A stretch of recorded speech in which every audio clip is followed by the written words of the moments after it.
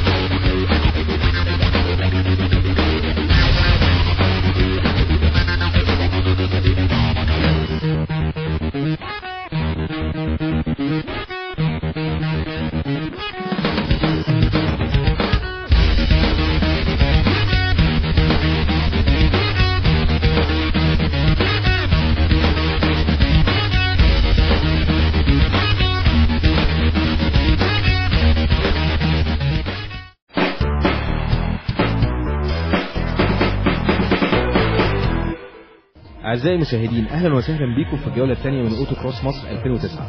السباق ده بيقام في حلبة مخصصة للسباقات دي، اتثبتت مخصوص قدام بوابة 5 في مارينا. قدامنا مودي ممدوح سايق هيونداي اي 30 1600 سي سي.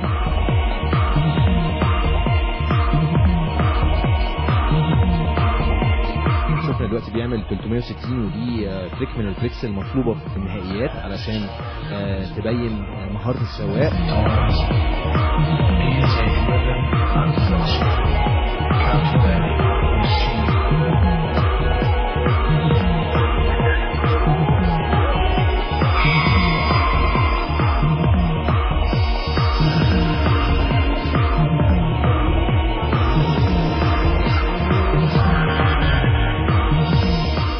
هيثم سمير علي قدامنا داخل بالايفولوشن 7 بتاعته، عربيه جامده وكبيره شويه على التراك ده. طبعا زي ما احنا عارفين كلنا ان بطوله اورتو كروس هي عباره عن سباق ما بين المتسابق والزمن. يعني مش معنى ان المتسابق وصل قبل المتسابق الثاني ان هو ممكن يكون كسب، لا، هو سباق ما بين المتسابق والزمن، وفي تريكس وحركات المفروض المتسابق يعملها، واوردرز زي الجيتر مانوفر او الدخول بظهر ما بين برميلين واحد يعدل تاني. دي كلها حاجات بتخلي المتسابق اللي عنده سكيل او حرفه في حاجه معينه يقدر يتفوق بعربيته الضعيفه على العربيه الجامده.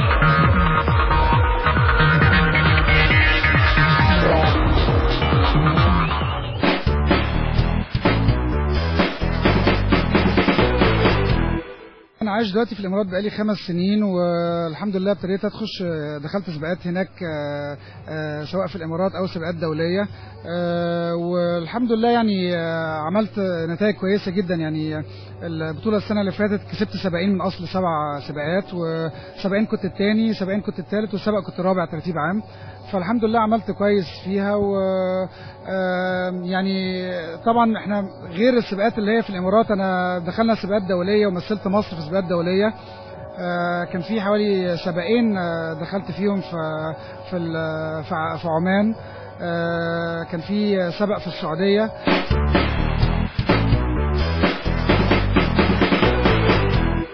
عمان نزلنا، كنا الفريق المصري، كنت انا ومعتز عاطف، وكان في تامر باشات في سنه منهم معانا، وبعدين السنه اللي بعديها كان دانيال حنا ومدحت رمضان معايا انا ومعتز.